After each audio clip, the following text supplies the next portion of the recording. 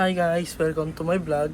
Today I'm cleaning a laptop and a keyboard. The first thing that you need to do is get a cloth and put some alcohol on it.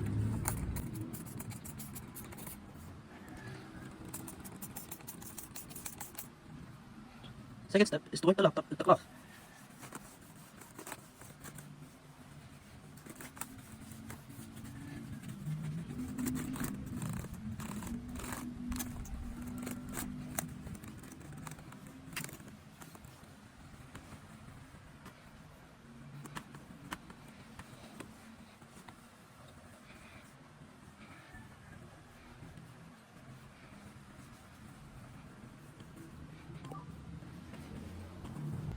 Also wipe the back side.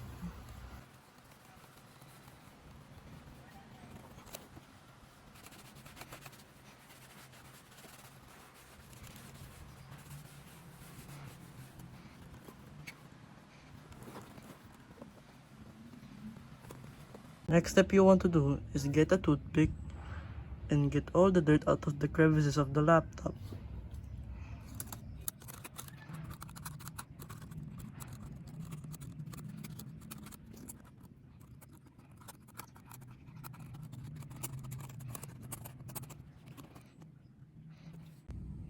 Then you're gonna have to get a toothbrush and put some alcohol on it. Then scrub the keyboard.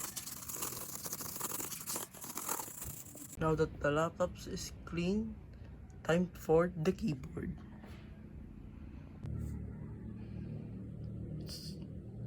Cleaning the keyboard is practically the same as cleaning the laptop's keyboard.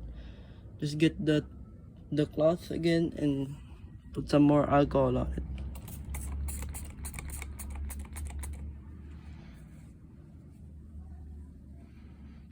Then you're gonna wipe the keyboard.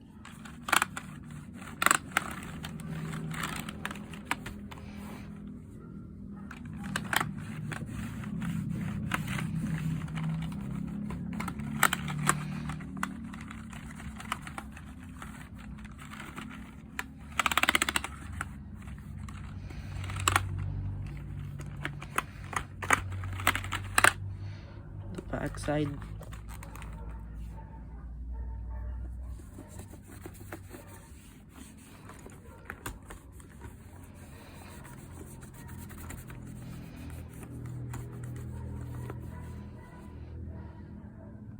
Grab the toothbrush again and brush the keyboard.